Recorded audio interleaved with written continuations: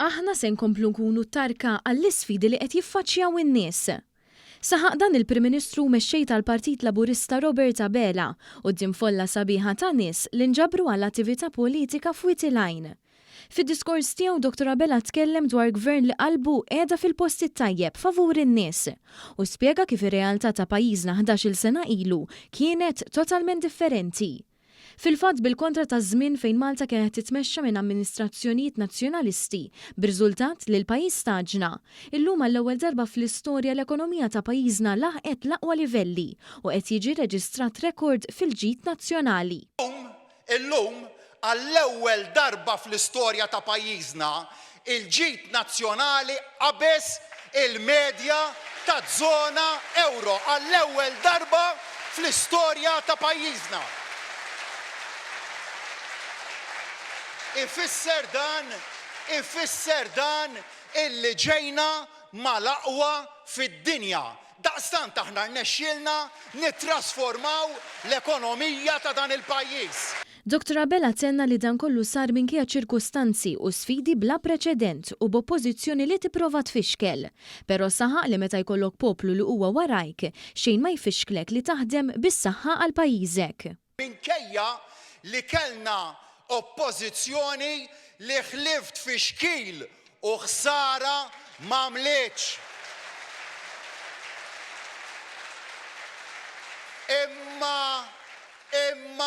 meta intom tkunu warajna, meta jkollok il-poplu warajk, xejn ma jista' jfixklek milli tagħmel il-ġid tal-pajjiżek. Xejn ma jfixklek billi taħdem bis-saħħa għal pajjiżek. Fil-fatt il-Prim Ministru tkellem dwar l-iskema stabbiltà u żvela kif il-Eurostat ikkonfermat kif għat-tieni xahar konsekuttiv kien reġistrat naqis fil-prezz tal-ikel. Dan b'effett dirett tal-miżura tal-Gvern biex ġab stabbiltà fil-prezz ta' 450 prodott. Sa dan it-tant il-Prim Ministru semma diversi benefiċċji soċjali oħrajn li seħħew u għadhom qed ikomplu jsiru bilanċ ta' kwalità ta' ħajja aħjar għan-nies. Fosthom l-akbar żieda fil-pensjonijiet, il-ħlas tal-mekkaniżmu addizzjonali kontra l-inflazzjoni, titjib fil-pagament tal-in-work benefit u l-carers grant u żieda rekord fiċ-Children's Allowance.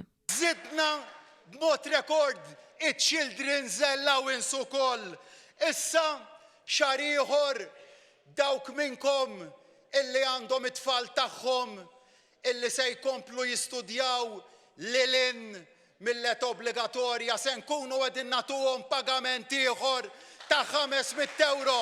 Is-sena d-dieħla nerġgħu intuhom 500 euro ieħor u s-sena ta' wara 500 euro ieħor.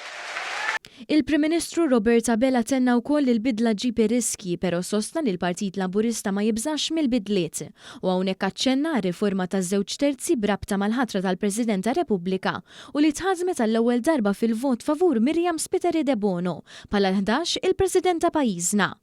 Dr. Abela qal kif din ir-riforma ħareġ ċar kif fejn hemm bżonn dan il-pajjiż jista' jkun maqut fuq materji importanti.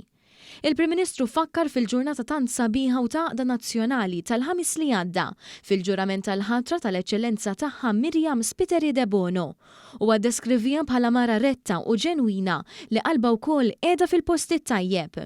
Aċċenna li dan is-sentiment għandu jinżamm f'dawn ix-xarejn li ġejjin u mhux bħal ħadd ieħor li qed iġib lilu nnifsu l-ewwel minflok lil pajjiżu. Għalhekk il-Prim Ministru temm b'messaġġ b'saħħtu li l-għażla ta' 8 ta' Ġunju hija waħda importanti u x-xogħol jibqa' ffukat fuq li kulħadd jipparteċipa fil-proċess demokratiku.